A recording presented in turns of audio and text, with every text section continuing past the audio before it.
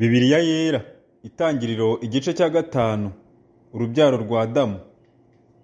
Iki ni igitabo cy'urubyaro rwa Adamu.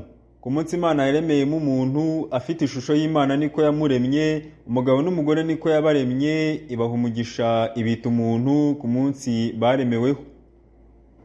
Kandi Adamu yamaze imyaka 130 avutse, abyara umuhungu ufite ishusho ye usa nawe, amwita Seti.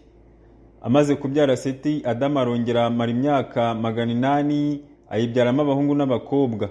Iminsi yose Adamu yaramye ni imyaka 930, arapfa. Seti yamaze imyaka 103 avutse, abyara Enoshi. Amaze kubyara Enoshi, Seti arongera amara imyaka 807, ayibyaramo abahungu n'abakobwa. Iminsi yose Seti yaramye ni imyaka 912, arapfa. Enoshi yamaze imyaka 90 avutse, abyara Kenani. Amaze kubyara Kenani, Enoshi arongera amara imyaka 815, ayibyaramo abahungu n'abakobwa. Iminsi yose Enoshi yaramye ni imyaka 905, arapfa.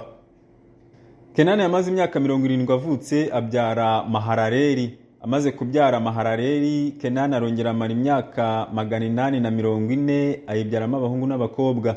Iminsi yose Kenani yaramye ni imyaka 910, arapfa. Mahalaleli yamaze imyaka 65 avutse, abyara Yeredi. Amaze kubyara Yeredi, Mahalaleli arongera amara imyaka 830, ayibyaramo abahungu n'abakobwa. Iminsi yose Mahalaleli yaramye ni imyaka 895, arapfa. Yeredi yamaze imyaka 162 avutse, abyara Henoki. Amaze kubyara Henoki, Yeredi arongera amara imyaka 800, ayibyaramo abahungu n'abakobwa. Iminsi yose Yeredi yaramye ni imyaka 962, arapfa. Henoki yamaze imyaka 65 avutse, abyara Metusela. Amaze kubyara Metusela, Henoki agendana n'Imana imyaka 300, ayibyaramo abahungu n'abakobwa. Iminsi yose Henoki yaramye ni imyaka 365. Kandi Henoki yagendanaga n'Imana ntiyaboneka kuko Imana yamwimuye. Metusela yamaze imyaka 187 avutse, abyara Lameki. Amaze kubyara Lameki, Metusela arongera amara imyaka 782, ayibyaramo abahungu n'abakobwa.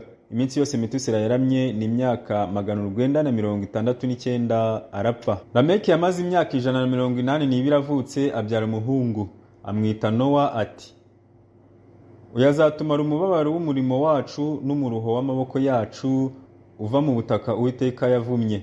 Amaze kubyara Nowa, Lameki arongera amara imyaka 595, ayibyaramo abahungu n'abakobwa. Iminsi yose Lameki yaramye ni imyaka 777, arapfa.